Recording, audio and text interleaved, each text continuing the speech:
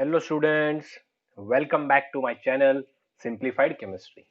So my dear students, up to now हमने 4 chapter complete कर दिए हैं अपने कंप्लीट सिलेबस के साथ प्लस JEE एंड नीट के कंसेप्ट के साथ हमने उसको कंप्लीट कर दिया है। तो आइए आज हम बहुत ही मजेदार सा चैप्टर स्टार्ट करने जा रहे हैं बच्चों एंड उसका नाम है स्टेट्स ऑफ मैटर। ओके तो चैप्टर का नाम है दोस्तों स्टेट्स ऑफ मैटर। हमने इसके बारे में बहुत सारी इंफॉर्मेशन चैप्टर नंबर 1 में सीख लिया है, फिर भी हमें इसमें ये चैप्टर नंबर 5 में पर्टिकुलरली कुछ इंफॉर्मेशंस देखनी होंगी।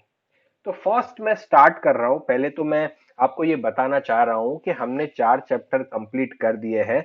उसमें आपको कुछ भी डाउट हो तो कमेंट कर देना, या तो उसके सारे वीडियोस एक बार देख लेना, आपको सब कुछ पता चल जाएगा।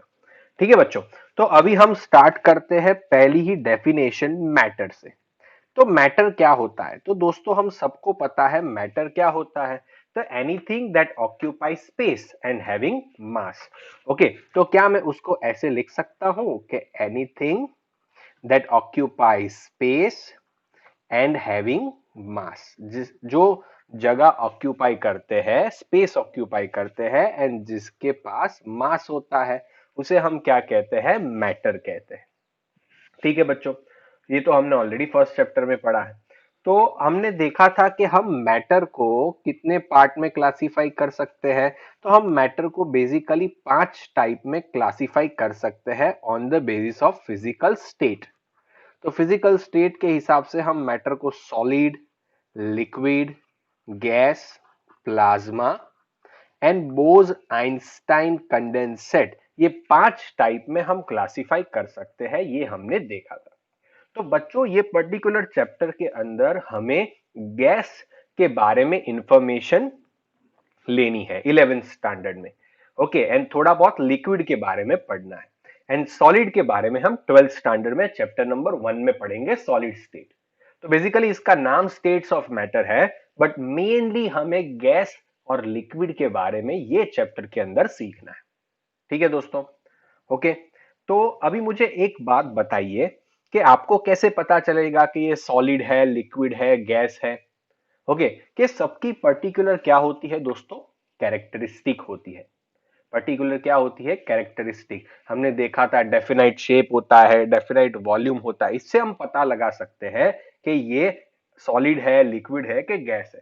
बट हमेशा एक बात मेरी याद रखना दोस्तों, जब हम कोई एक सिंगल मॉलिक्यूल या सिंगल एटम की बात करते हैं, समझना मेरी क्या कंडीशंस है वो आप देख लेना। सिंगल मॉलिक्यूल और सिंगल एटम की बात करते हैं तो उसके ऊपर से हम स्टेट डिसाइड नहीं कर सकते। स्टेट ऑफ मैटर खाली एक मॉलिक्यूल है। अगर आपके पास H2O का एक मॉलिक्यूल है, ठीक है, अभी आपको पता है H2O 3 फॉर्म में अवेलेबल होता है, आइस, फिर लिक्विड वाटर एंड वेपर। ठीक है, तो ये तीनों फॉर्म में H2O, केमिकल फॉर्मूला तो उसका सेम ही रहता है H2O। अभी आपने उसका एक मॉलिक्यूल ले लिया H2O का, एक ही मॉलिक्यूल ले लिया, तो आपको कैसे पता चलेगा कि सॉलिड है, लिक्विड है, गैस है? तो हमेशा याद रखना, कोई अकेला सिंगल मॉलिक्यूल और सिंगल एटम से हम नहीं कोई भी फिजिकल स्टेट हम नहीं बता सकते हैं, अगर सिंगल मॉलिक्यूल और सिंगल एटम दिया है तो। बट अगर सब बल्क में दिया है, बल्क प्रॉपर्टी, ओके, बल्क में दिया है, इट मींस एक से ज्यादा मॉलिक्यूल एक दूसरे के साथ जुड़ रहे हैं, तब आप उसका डेफिनाइट शेप, डेफिनाइट वॉल्यूम के हिसाब से आप पता लगा सकते हो कि ये इसका फिजिकल स्टेट क्या है। तो जब बल्क में होंगे तब पता कर सकते हैं, अकेला सिंगल है उसके ऊपर से हम उसका फिजिकल स्टेट दोस्तों पता नहीं कर सकते। बहुत ही सिंपल है, बहुत ही बेसिक है। आइए कुछ ना कुछ कैरेक्टरिस्टिक देखते हैं एंड ये चैप्टर को आगे ले जाते हैं। दोस्तों ये चैप्टर कॉम्पिटिटिव एग्जाम के हिसाब से भी बहुत ही इंपॉर्टेंट है, इसमें से क्वेश्चन आए हुए ही है। ठीक है, सारे बेसिक है, तो कोई आपको प्रॉब्लम आने वाला नहीं। आइए फर्स्ट क्वेश्चन से मैं स्टार्ट करता हूं, आपको पहले प्रॉपर्टीज दिखा देता हूं। तो मैं इधर हेडिंग लगाता हूं सॉलिड, इधर आएगा लिक्विड एंड इधर आएगा गैस। जो हमने पढ़ा हुआ है अब तक वो ही डिस्कस कर रहा हूं। तो आप मुझे बताइए, सॉलिड के पास डिफाइनाइट शेप होता है? यस, डिफाइनाइट शेप होता है। लिक्विड के पास डिफाइनाइट शेप होता है? नहीं होता है, उसको जो भी कंटेनर में आप डालो वैसा उसका शेप हो जाता है। गैस के पास भी डिफाइनाइट शेप नहीं होता है। डिफाइनाइट वॉल्यूम की बात करते हैं तो यस, सॉलिड के पास डिफाइनाइट वॉल्यूम होता है, लिक्विड के पास भी होता है, गैस के पास नहीं होता है। इसका एक रीजन बताता हूं आपको, क्यों लिक्विड के पास डिफाइनाइट वॉल्यूम होता है। क्योंकि अगर आपने 5 ml पानी ग्लास के अंदर भरा हो एंड वही आप पानी दूसरी बॉटल के अंदर पोर कर रहे हो, ओके, तो वो भी 5 ml ही रहेगा। इट मीन्स उसका वॉल्यूम तो सेम ही रहता है। बल्कि ये केस गैस में नहीं होगा। अगर आपने गैस को कंप्रेस करके एक छोटी सी बॉटल में भरा है, आप अभी उसको बड़ी सी बॉटल में ट्रांसफर कर रहे हो, तो अभी उसका वॉल्यूम बड़ी बॉटल जितना हो जाएगा। इट मीन्स वॉल्यूम भी चेंज होता है। समझ रहे हो? तो उनके पास डेफिनेट वॉल्यूम नहीं होता है। अभी ये बहुत ही इंपॉर्टेंट बात है ना, अभी आप सभी लोग समझ रहे हो। इंटरमॉलिक्यूलर स्पेस क्या होती है? तो आपको पता है सॉलिड में सब जो पार्टिकल्स होते हैं एक दूसरे से बहुत ज्यादा नजदीक होते हैं। लिक्विड के अंदर जो पार्टिकल्स होते हैं वो एक दूसरे से थोड़े थोड़े दूर होते हैं, एंड गैस के अंदर पार्टिकल सबसे दूर होते हैं। तो ये इंटरमॉलिक्यूलर स्पेस क्या है? द स्पेस बिटवीन पार्टिकल्स और molecule is known as the intermolecular space. Molecule के बीच में जो स्पेस होती है उसे इंटरमॉलिक्यूलर स्पेस कहा जाता है। तो सॉलिड में वो बहुत कम होती है, लिक्विड में उससे ज्यादा होती है, गैस में सबसे ज्यादा होती है। अभी इंटरमॉलिक्यूलर फोर्स, हमने इसके ऊपर तो पूरे 2 थियरी पढ़ डाले, van der Waal forces and hydrogen bonding, chapter 4 में देखा ना। अभी आपको क्लियर हो गया इंटरमॉलिक्यूलर फोर्स क्या होता है। The forces that are existing between the molecules. तो ये मॉलिक्यूल के बीच में जो फोर्स होता है उसे इंटरमॉलिक्यूलर फोर्स कहता है। तो ये ऑफ कोर्स ये मॉलिक्यूल एक दूसरे के नजदीक है तो इंटरमॉलिक्यूलर फोर्स ज्यादा है, इसमें थोड़ा कम है, इसमें सबसे कम है, क्योंकि मॉलिक्यूल के बीच में स्पेस ज्यादा है। इतनी इंफॉर्मेशन हमने फर्स्ट चैप्टर के हिसाब से निकाला था। ठीक है दोस्तों, मैं अभी जो बताने जा रहा हूं बहुत ही इंपॉर्टेंट वाली बातें हैं। ठीक है, तो अब बहुत ही ध्यान से समझ लेना, अभी चैप्टर अपना स्टार्ट हो रहा है। ओके, तो ये सारी चीजें हमने पढ़ी। अब तक हमें ये पता है कि भाई लिक्विड के पास क्या होता है, गैस के पास क्या होता है।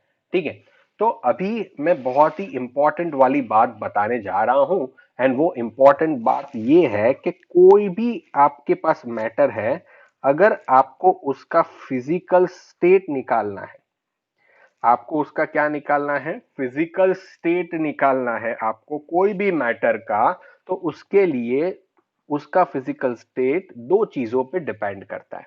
कौन सी चीजों पे डिपेंड करता है? दो चीजों पे डिपेंड करता है। वो कौन सी दो चीजें हैं, आइए देखते हैं। पहला वो डिपेंड करता है इंटरमॉलिक्यूलर फोर्सेस पे।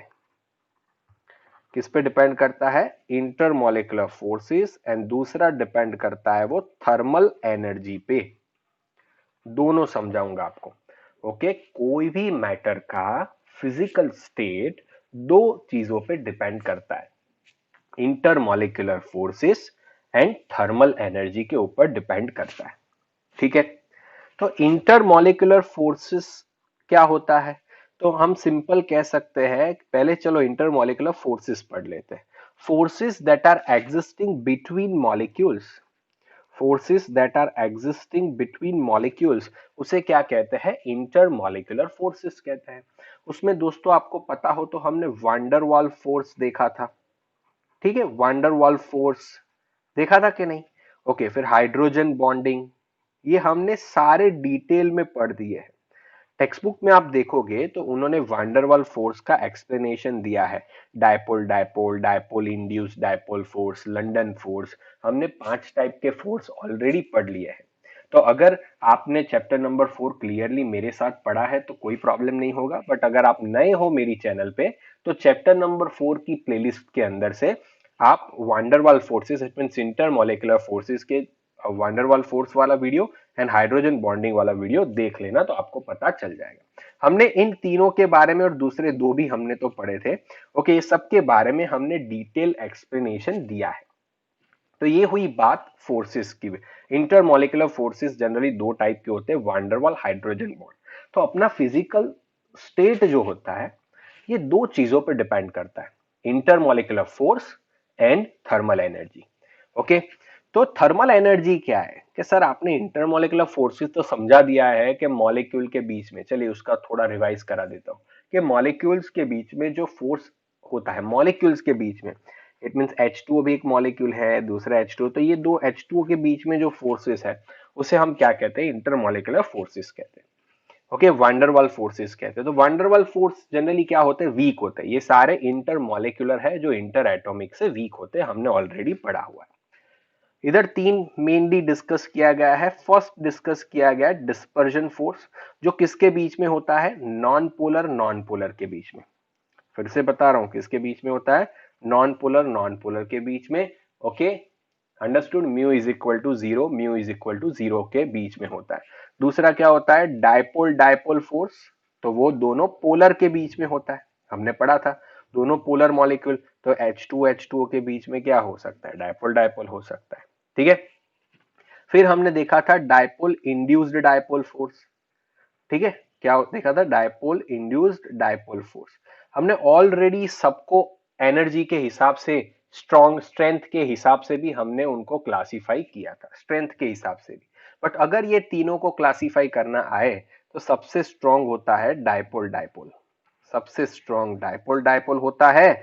फिर आता है dipole induced dipole, London force, जिसे डिस्पर्जन फोर्स भी कहा जाता है। ये क्वेश्चन आई थिंक JEE में एक बार पूछा गया था। वो पांचों के पांचों जो मैंने आपको चैप्टर 4 में सिखाया था उसमें भी ये ऑर्डर मैंने दिया गया है, वो ही आप फॉलो करना। ये तो मैंने खाली तीन का ही ऑर्डर बताया। फिर हाइड्रोजन बॉन्डिंग भी होता है। क्यों, कि भाई आपको पता है जब पॉजिटिवली चार्ज हाइड्रोजन होता है, मोर इलेक्ट्रोनेगेटिव एलिमेंट 15 16 17 ग्रुप के साथ क्या बनाता है, बॉन्ड बनाता है। दूसरे मॉलिक्यूल के साथ बनाया तो इंटर मॉलिक्यूल, सेमी मॉलिक्यूल में बताया तो इंट्रा मॉलिक्यूल। उससे हमने देखा था बॉइलिंग पॉइंट, मेल्टिंग पॉइंट, सब पे फर्क पड़ता है, चीजें हमने ऑलरेडी देखी। तो अभी आइए हम बात करते हैं थर्मल एनर्जी की। तो थर्मल एनर्जी क्या होता है, थर्मल एनर्जी का डेफिनेशन में लिख रहा हूं आपको, बहुत ही इजियर वे में मैं समझा रहा हूं। तो वो क्या होता है कि it is a measurement of, मैं खाली मेजर लिख रहा हूं, it is a measure of kinetic energy. के मीन्स व्हाट, काइनेटिक एनर्जी।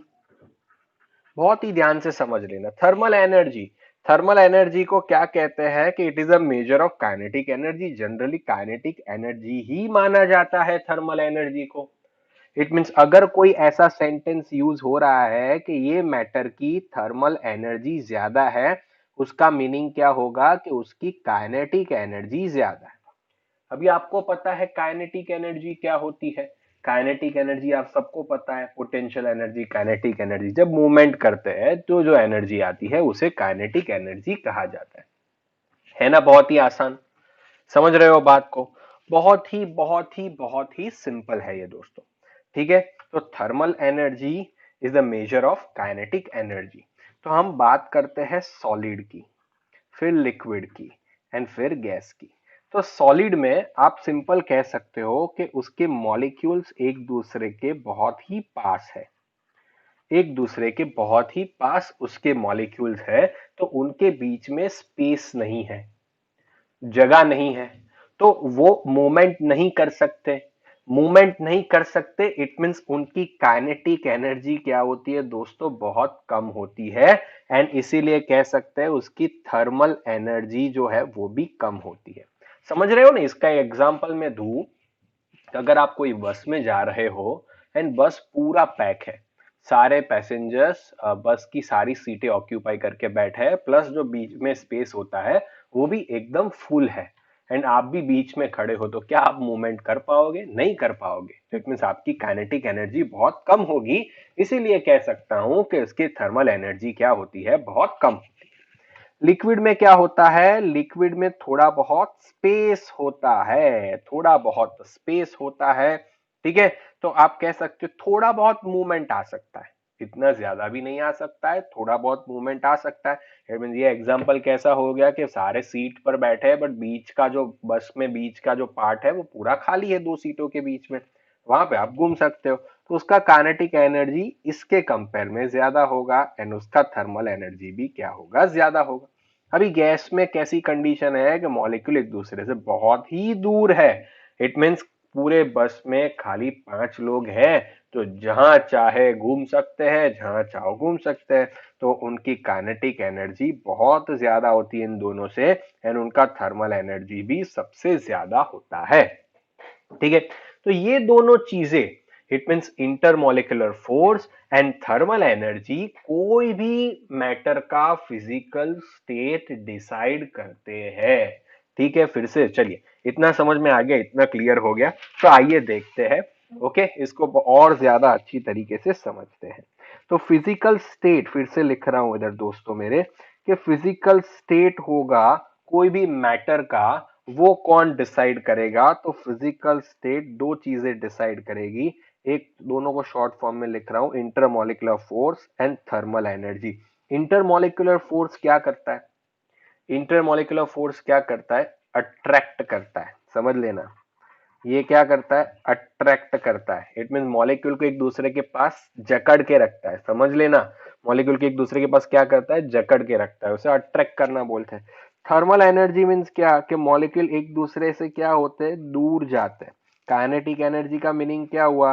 बराबर, काइनेटिक एनर्जी बढ़ती है मीन्स क्या? हम दोनों के बीच में स्पेस बढ़ता है, तो एक दूसरे से मॉलिक्यूल क्या जाते हैं? दूर जाते हैं। समझ में आया? अपनी लैंग्वेज में ऐसा कह सकते हैं, अपने ऐसा कह सकते हैं। तो थर्मल एनर्जी मीन्स क्या? एक दूसरे से दूर जाने की टेंडेंसी। इंटरमोलिकुलर फोर्स क्या? एक दूसरे के नजदीक आने की टेंडेंसी। क्लियर? ओके, तो अभी आप समझिए, सॉलिड जो है, सॉलिड, सॉलिड में आप कह सकते हो कि इंटरमोलिकुलर फोर्स बहुत ज्यादा होता है थर्मल एनर्जी से। इसकी वजह से क्या होता है? इसकी वजह से क्या होता है? इसके मॉलिक्यूल एक दूसरे से बहुत नजदीक होते हैं एंड कहीं पे घूम नहीं सकते, क्योंकि इंटरमोलिकुलर फोर्स और थर्मल एनर्जी ज्यादा है। तो वो कौन सा फिजिकल स्टेट बनाएंगे? सॉलिड स्टेट बनाएंगे। समझ रहे हो अभी बात को? हुआ ना अभी कंसेप्ट क्लियर? ठीक है, फिर बात करते हैं लिक्विड की। तो लिक्विड में क्या होता है? तो लिक्विड में almost intermolecular force and thermal energy almost balance होता है। ऑलमोस्ट क्या होता है? बैलेंस होता है। एंड गैस के अंदर क्या होता है कि थर्मल एनर्जी बहुत ज्यादा होती है इंटरमोलिकुलर फोर्स से, इसलिए मॉलिक्यूल एक दूसरे के दूर चले जाते हैं। तो कोई भी फिजिकल स्टेट होगा, ये दोनों चीजों पे डिपेंड करता है। अगर इंटरमोलिकुलर फोर्स ज्यादा है थर्मल एनर्जी से, तो वो सॉलिड स्टेट बनाएगा। Intermolecular force thermal energy almost equal है, तो लिक्विड बनाएगा। एंड गैस है तो thermal energy and inter thermal energy ज्यादा होगी, इंटरमोलिकुलर फोर्स कम होगा। ठीक है, तो इसके ऊपर से आपको ये कंसेप्ट पता होना चाहिए कि थर्मल एनर्जी क्या है, इंटरमोलिकुलर फोर्स क्या है। इसीलिए मैंने आपको एक क्वेश्चन पूछा था, होप आप लोगों को याद होगा वो क्वेश्चन, मैं उसको रिपीट कर रहा हूं इधर। अगर मेरे को सॉलिड है मेरे पास, सॉलिड को मुझे लिक्विड में कन्वर्ट करना है एंड लिक्विड में मुझे मुझे गैस में कन्वर्ट करना है, तो मैं खाली क्या करता हूं? टेम्परेचर को इंक्रीज करता हूं। मैं क्या करता हूं? टेम्परेचर को इंक्रीज करता हूं। तो टेम्परेचर इंक्रीज करने से क्या होगा आप समझिएगा। इसके पास, अभी अभी देखिए, अभी देखिए, एक बहुत इंपॉर्टेंट बात रह गई, थर्मल एनर्जी की। तो थर्मल एनर्जी जो है, वो टेम्परेचर इंक्रीज करेंगे ना तो थर्मल एनर्जी बढ़ेगी। क्यों बढ़ेगी सर? समझाओ तो जरा, क्यों बढ़ेगी? तो दोस्तों सिंपल बात है, जैसे जैसे आप टेम्परेचर इंक्रीज करोगे, काइनेटिक एनर्जी क्या हो रही है? बढ़ रही है। तो ये थर्मल एनर्जी क्या है? मेजर ऑफ काइनेटिक एनर्जी है। तो आप जैसे जैसे टेम्परेचर इंक्रीज कर रहे हो, काइनेटिक एनर्जी बढ़ रही है, and due to that reason उसकी थर्मल एनर्जी भी क्या होगी? बढ़ेगी। समझ रहे हो ना बात को? उसकी थर्मल एनर्जी क्या होगी? बढ़ेगी। सिंपल है। तो अभी आप सॉलिड के पास थर्मल एनर्जी कम है, लिक्विड के पास थर्मल एनर्जी ज्यादा चाहिए, एंड इसकी थर्मल एनर्जी मैक्सिमम। अगर आप टेम्परेचर इंक्रीज कर रहे हो तो क्या कर रहे हो बेसिकली? आप उसकी काइनेटिक एनर्जी को इंक्रीज कर रहे हो। सो बेसिकली हो क्या रहा है? थर्मल एनर्जी इंक्रीज हो रहा है, तो इसीलिए वो लिक्विड फॉर्म में कन्वर्ट हो रहा है। लिक्विड के बाद अभी जैसे जैसे थर्मल एनर्जी इंक्रीज होना चाहे स्टार्ट होगा, इसमें इंटरमोलिकुलर फोर्स ज्यादा है, इसमें इंटरमोलिकुलर फोर्स क्या हो जाएगा? इसके कंपेयर में कम हो जाएगा, क्योंकि मॉलिक्यूल दूर जा रहे हैं एक दूसरे से। एंड इधर इंटरमोलिकुलर फोर्स सबसे कम हो जाएगा, इधर थर्मल एनर्जी सबसे हाईएस्ट होगी। समझ रहे हो? बात समझ में आ गई? बट अगर मुझे गैस को लिक्विड में कन्वर्ट करना है, गैस को लिक्विड में कन्वर्ट करना है, तो खाली मैं टेम्परेचर कम करूंगा तो नहीं होगा। खाली मैं टेम्परेचर कम करूंगा तो नहीं होगा। क्यों नहीं होगा? क्योंकि टेम्परेचर कम करने से क्या होगा, टेम्परेचर कम करने से यस उसकी थर्मल एनर्जी कम होगी, थर्मल एनर्जी कम होगी, बट इंटरमॉलिक्यूलर फोर्स जो है, समझ लेना आप बात मेरी, मुझे गैस में इंटरमॉलिक्यूलर फोर्स बहुत कम है, तो इंटरमॉलिक्यूलर फोर्स मुझे लिक्विड में क्या चाहिए, ज्यादा चाहिए। तो ये ज्यादा कब होगा, जब उसके मॉलिक्यूल एक दूसरे के नजदीक आएंगे, एक दूसरे के नजदीक आएंगे तब जाके intermolecular force and thermal energy दोनों को सेम करना है, तभी लिक्विड बनेगा। समझ रहे हो, फिर से समझा रहा हूँ, मुझे गैस को लिक्विड में कन्वर्ट करना हो तो मैं खाली गैस को फ्रीज में रख दूंगा तो वो लिक्विड में कन्वर्ट नहीं होगा। क्यों, क्योंकि खाली टेम्परेचर को डिक्रीज करने से इधर कोई फायदा नहीं होगा। यस, टेम्परेचर डिक्रीज करने से काइनेटिक एनर्जी का फर्क आएगा, इट मींस थर्मल एनर्जी का मैटर सॉल्व हो जाएगा, बट हमें तो इंटरमोलिकुलर फोर्स वाला मैटर भी तो सॉल्व करना है। ठीक है, हमें तो इंटरमोलिकुलर फोर्स बढ़ाना है, तो वो कब बढ़ेगा, जब मॉलिक्यूल एक दूसरे के नजदीक आएंगे तब। इसीलिए आपको प्रेशर बढ़ाना पड़ेगा। प्रेशर क्या होता है, आप प्रेशर देते हो तो मॉलिक्यूल एक दूसरे के क्या आते हैं, नजदीक आते हैं। ठीक है, समझ में आ रहा है। तो by the effect of both pressure and temperature आप गैस को लिक्विड में कन्वर्ट कर सकते हो। तो फिर से बता रहा हूं, अगर मुझे गैस को लिक्विड में कन्वर्ट करना है तो मुझे क्या करना पड़ेगा, प्रेशर बढ़ाना पड़ेगा एंड टेम्परेचर कम करना पड़ेगा, तब जाके अपना गैस लिक्विड में कन्वर्ट होगा। ठीक है, अभी मुझे बताओ प्रेशर का मैक्सिमम इफेक्ट किसके ऊपर होगा, मैंने समझाया था आपको, pressure has maximum effect on gas, on gas. क्यों, प्रेशर क्या होता है, तो आप समझ लेना, चलिए मैं समझा देता हूं आपको। आप समझ रहे हो कि आपके पास दो टाइप के फोर्सेस होते हैं, इंटरमॉलिक्यूलर फोर्सेस। इंटरमॉलिक्यूलर फोर्सेस आपके पास दो टाइप के होते हैं, एक होते हैं अट्रैक्टिव और एक होता है रिपल्सिव। इट मींस, मेरे कहने का मतलब ये है कि सर आपने बताया कि मॉलिक्यूल एक दूसरे के नजदीक है सॉलिड के अंदर, लिक्विड के अंदर मॉलिक्यूल के बीच में थोड़ा स्पेस है और गैस के अंदर तो बहुत ज्यादा स्पेस है। तो सॉलिड के अंदर मॉलिक्यूल एक दूसरे से अट्रैक्टेड है तो इसलिए नजदीक है, बट कुछ एक्सटेंड तक ही वो नजदीक जा सकते हैं, उससे ज्यादा नजदीक नहीं जा सकते। उनके बीच में क्या होता है, रिपल्जन होता है, क्योंकि उसका भी न्यूक्लियस होगा, इसका भी न्यूक्लियस होगा, इन दोनों के बीच में क्या होगा, रिपल्जन होगा। तो कुछ एक्सटेंड तक ही नजदीक जा सकते हैं, इसीलिए मैंने लिखा कि उनके पास दो फोर्सेस होते हैं, अट्रैक्टिव, रिपल्सिव। ठीक है, ठीक है। तो अभी सॉलिड के ऊपर अगर मैं प्रेशर अप्लाई कर रहा हूं, समझिएगा बात को, अगर मैं सॉलिड के ऊपर प्रेशर अप्लाई कर रहा हूं तो क्या होगा, तो मॉलिक्यूल ऑलरेडी उतने नजदीक है कि अभी आगे नहीं जा सकते। अगर मैं प्रेशर दिया इसके ऊपर तो मॉलिक्यूल नजदीक जाने की कोशिश करते हैं, स्पेस कम होगी, बट ऑलरेडी इंटरमॉलिक्यूलर स्पेस तो बहुत ही कम है, तो वो मॉलिक्यूल नजदीक जाएंगे ही नहीं। It means pressure has no effect, no effect on solid. Solid पे प्रेशर का कोई इफेक्ट नहीं होता। लिक्विड में क्या होता है, यस लिक्विड में मॉलिक्यूल के बीच में स्पेस होती है, लिक्विड में मॉलिक्यूल्स के बीच में स्पेस होती है, बट जैसे जैसे आप प्रेशर बढ़ाओगे तो ये बहुत ही कम स्पेस होती है, तो ये इसके मॉलिक्यूल बहुत ही कम नजदीक आता है। इट मींस अगर आप 1000 बार जितना प्रेशर बढ़ाते हो तो वॉल्यूम 4% ही वॉल्यूम डिक्रीज होता है। आप समझ रहे हो, आप कितना ज्यादा प्रेशर बढ़ा रहे हो, कितना कम वॉल्यूम कम हो रहा है। इट मींस प्रेशर का इफेक्ट यस लिक्विड पे आप कह सकते हो होता है, बट उतना इफेक्टिव नहीं होता है। समझ रहे हो, उतना इफेक्टिव नहीं होता है। एंड गैस के अंदर क्या होता है कि आप मैक्सिमम प्रेशर अप्लाई करो तो मॉलिक्यूल तो बहुत ही दूर है, जितना प्रेशर अप्लाई करोगे उतना वो नजदीक आ सकते हैं। तो सबसे ज्यादा नजदीक किस में आएंगे, गैस में आएंगे, इसीलिए gas has highest effect of pressure. Due to this reason आप कह सकते हो कि गैस के पास हाईएस्ट इफेक्ट ऑफ प्रेशर है। ठीक है बच्चों, समझ में आया मैंने क्या कहा, ये बहुत ही इंपॉर्टेंट बात मैंने आज बताई। तो चलिए आज के पूरा वीडियो में हमने क्या सीखा, एक बार उसको रिवाइज कर लेते हैं। तो हमने दोस्तों ये सीखा कि स्टेट्स ऑफ मैटर क्या होता है। तो मैटर क्या होता है, पहले हमने वहां से स्टार्ट किया। तो मैटर क्या होता है, तो आप सभी को पता है कि anything that occupies space and having mass it is consider as a matter. Solid, liquid, gas, plasma and Bose Einstein condensate physical state के हिसाब से 5 पार्ट में क्लासिफाई कर सकते हैं। तो अभी बताइए मुझे, इसके सर आपने तो बताया नहीं प्लाज्मा क्या होता है, बोज आइंस्टाइन कंडेंसेट क्या होता है, तो दोस्तों प्लाज्मा क्या होता है? Super hot. क्लियर?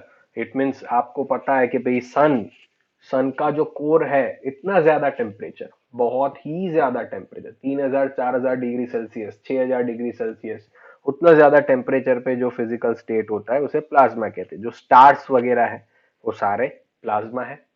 ठीक है। एंड बोज आइंस्टाइन कंडेंसेट क्या होते हैं? Super cool liquids. It means -273 degree Celsius के अराउंड जिसका टेम्परेचर होता है, तब जो फिजिकल स्टेट होता है उसे बीईसी कहते हैं, बोज आइंस्टाइन कंडेंसेट कहते हैं। इसके बारे में उतना रिसर्च अभी चल रहा है, इसीलिए ये चैप्टर में इंक्लूड नहीं किया है। ये चैप्टर में मेनली हमने सॉलिड लिक्विड गैस पढ़ना है। फिर हमने ये देखा कि कोई भी एक मॉलिक्यूल या एक एटम कोई भी मैटर का फिजिकल स्टेट डिसाइड नहीं कर सकता है। उसके लिए हमें क्या चाहिए? बल्क चाहिए, एक से ज्यादा मॉलिक्यूल्स चाहिए, बहुत सारे मॉलिक्यूल ही डिसाइड कर सकते हैं। फिर हमने देखा कि सॉलिड के पास डेफिनेट शेप होता है, लिक्विड और गैस के पास नहीं होता है। डेफिनेट वॉल्यूम सॉलिड और लिक्विड के पास होता है, गैस के पास नहीं होता है। इंटरमोलिकुलर स्पेस बहुत कम होती है सॉलिड में, लिक्विड में उससे ज्यादा, गैस में सबसे ज्यादा। इंटरमोलिकुलर फोर्स सॉलिड का सबसे ज्यादा होता है, लिक्विड का उससे कम, और गैस का सबसे कम होता है। फिर हमने देखा कि कोई भी मैटर का फिजिकल स्टेट दो चीजों पर डिपेंड करता है। एक होता है इंटरमोलिकुलर फोर्सेस, दूसरा होता है थर्मल एनर्जी। इंटरमोलिकुलर फोर्सेस क्या होता है कि भाई कोई भी मॉलिक्यूल के बीच में कुछ ना कुछ अट्रैक्शन फोर्स होता है। ठीक है, उसे इंटरमोलिकुलर फोर्स कहते हैं। उसमें हमने दो चीजें पढ़ी थी, वांडरवाल हाइड्रोजन बॉन्डिंग, ये मैंने आपको रेफरेंस दिया चैप्टर 4 में, ऑलरेडी दो वीडियो बने हुए हैं। अगर आपको इसको डिटेल में पढ़ना है तो आप वहां जाके उसको डिटेल में देख सकते हो, टेक्स्ट बुक में दिया है, तो आप एक बार देख लेना। ठीक है। एंड थर्मल एनर्जी क्या होती है? तो thermal energy it is a measure of kinetic energy. Basically kinetic energy को ही थर्मल एनर्जी माना जाता है। थर्मल एनर्जी बढ़ता है, काइनेटिक एनर्जी बढ़ता है। ठीक है। ओके। एंड आपको मैंने बताया कि टेम्परेचर जैसे बढ़ेगा ऐसे ऐसे थर्मल एनर्जी बढ़ेगा। सॉलिड लिक्विड गैस की बात की हमने। ओके, कि भाई सॉलिड की काइनेटिक एनर्जी कम होती है, इसलिए थर्मल एनर्जी कम है, लिक्विड की उससे ज्यादा है, गैस की सबसे ज्यादा है। ये हमने बात की। फिर हमने सबको समझा कि फिजिकल स्टेट में दो फैक्टर कैसे काम करते हैं, कि भाई इंटरमोलिकुलर फोर्स ज्यादा है, थर्मल एनर्जी कम है, तो वो सॉलिड स्टेट बनाएगा। लिक्विड कब बनेगा? जब इंटरमोलिकुलर फोर्स और थर्मल एनर्जी क्या है? ऑलमोस्ट सिमिलर है तब। एंड गैस कब बनेगा? जब थर्मल एनर्जी ज्यादा है, इंटरमोलिकुलर फोर्स कम है तब। फिर हमने देखा कि गैस को लिक्विड में कन्वर्ट करना हो तो दो फैक्टर काम करते हैं। खाली टेम्परेचर को डिक्रीज करने से गैस लिक्विड में कन्वर्ट नहीं होगा, हमें साथ में प्रेशर भी बढ़ाना पड़ेगा। क्यों? क्योंकि दोनों फैक्टर हमें देखने, intermolecular force as well as thermal energy, ये दोनों मैनेज होंगे तभी जाके उसका फिजिकल स्टेट चेंज होता है। ठीक है। ओके, फिर हमने देखा कि प्रेशर का किसके ऊपर सबसे हाईएस्ट इफेक्ट होता है? तो गैस के ऊपर प्रेशर का सबसे हाईएस्ट इफेक्ट होता है। क्यों? ये हमने समझा। तो दोस्तों ये थी सारी बेसिक चीजें, आप इसको एक बार बहुत ही ध्यान से देख लीजिए। ओके, मैं जब प्लेलिस्ट बनाऊंगा, प्लेलिस्ट में ये वीडियो के बाद में मैं पर्टिकुलरली आपके लिए van der Waals forces and hydrogen bonding का भी वीडियो रख लूंगा, एक बार आप देख लेना उसे, तो आपके सारे कंसेप्ट क्लियर हो जाए। ठीक है। ओके, अभी हम इसके बाद वाले वीडियो के अंदर गैसियस स्टेट स्टार्ट करेंगे। हमने बेसिक इंफॉर्मेशन लिया, अभी गैस के बारे में सारी इंफॉर्मेशन स्टार्ट करेंगे। एंड हम गैसियस लॉज एंड सब कुछ पढ़ेंगे, तो गैसियस स्टेट स्टार्ट करेंगे। ठीक है। आशा रख रहा हूं आपको ये वीडियो पसंद आया होगा। एंड अगर आपको पसंद आया है तो कमेंट करना ना भूलें। ठीक है, प्लीज डू कमेंट। आपको कुछ डाउट हो, कुछ समझ में नहीं आया हो, तो भी आप कमेंट कर सकते हो। ठीक है दोस्तों, thank you so much for your concern and care. Thank you so much, it means a lot to me. Thank you so much for watching this video guys. Thank you so much. Take care, stay home, stay safe. Bye bye.